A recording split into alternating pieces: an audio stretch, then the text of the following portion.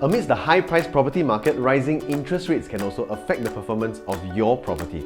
Higher interest rates may or may not slow the demand, but knowing the right homework to do will certainly protect you from any undesirable situations. Hello again, my name is Jolly from Propedia, and this is the second part of the video series where I share some of my thoughts on how we can approach the property market when interest rates are increasing. So in this part, I will run through how the different types of property react to market changes and how you can take advantage of this knowledge.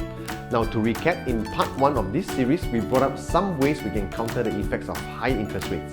And now in part 2, it is also extremely crucial to know what product can retain its value during the rise of the interest rates. So since interest rates affect the borrowing, there is a chance demand may slow and prices of properties may soften. However, not all properties will behave the same way, and if we are looking to buy now, it is definitely something we can use to our advantage. So in this example, in the Sengkang area, during a similar upturn of interest rates during the 2013 to 2014 period, property prices were at their peak. Now, Campus Heights, which was a resale property at that point in time, was transacting at $1,000 PSF. Now, fast forward to 9 years later, the prices of Campus Heights are still at $1,000 PSF. In fact, the prices of Campus Heights, which was considered to be a very good location, went to as low as $700 PSF during 2018 to 2019, and they only returned to the 1000 PSF range in the recent uptrend. However, just directly opposite sits La Fiesta, a brand new property launched during the 2013 to 2014 period, and we can see that the prices launched at 1100 PSF, and today they are at 1004 PSF.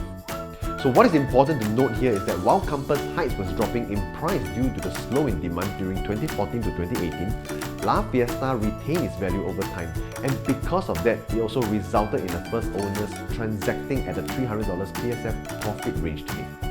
So the key is to know which type of property will retain its value during property pricing peaks, as this will affect any chance of profit in the future. Now, in another example during the peak at 2013, we can see very clearly how these two properties side by side, Quartz, which is a resale property, and Jewel at Buangkok, which is a brand new property at that time, are both transacting at the same price range of $1,100 PSF. So as with all peaks, prices must eventually soften, and Quartz dropped their prices to a mere 1000 PSF, while Jewel held its prices well. Of course, naturally, after minimizing our risk, it is also clear to see how a property that held its prices well can make profits from the recovering market too. And we can see this from Jewel at Buangkok, where the owner accumulated more than $300 per square feet profit today.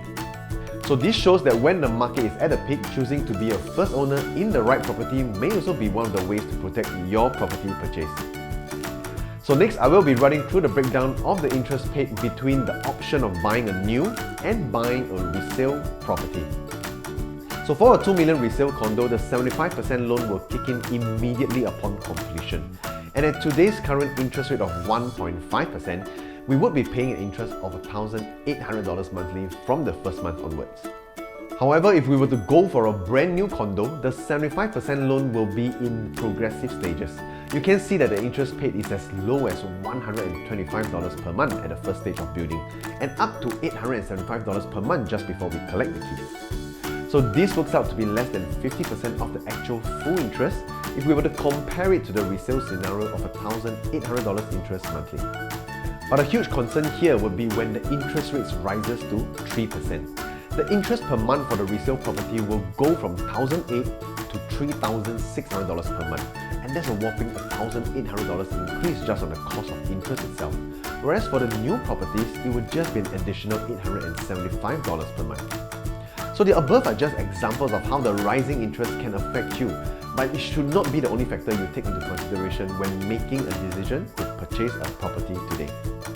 Now, more importantly, I would encourage everyone to do their homework first before deciding what is best for them. Now, if you're unsure of what type of homework to do, feel free to reach out to me and I'll be more than happy to guide you. Now, thank you for watching part 2 of this series, and I hope you can find it useful for your next property hunt. My name is Joel Lee, and I'll see you in my next video.